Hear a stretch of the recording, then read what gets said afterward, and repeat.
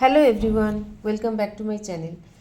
আজকের ভিডিওটা হচ্ছে যারা আমরা সেলাইয়ের কাজ করি তাদের এই সেলাই করার পরে ছুঁচ প্রচণ্ড পরিমাণে হারিয়ে যায়। কে কোথায় রাখি, কোথায় চলে যাচ্ছে, কিভাবে পড়ে যাচ্ছে আমরা বুঝতে পারি না। তা আজকে আমরা কি করব, এই যে আমাদের একটা পেন, এতে কালি শেষ হয়ে গেছে, তো এই পেনের মুখটা খুলে নেব। খুলে নিয়ে এই যে ছুঁচগুলো আছে, ছুঁচগুলো এর ভেতর ঢুকিয়ে দেবো, দিয়ে পেনের মুখটা এইভাবে বন্ধ করে দেবো।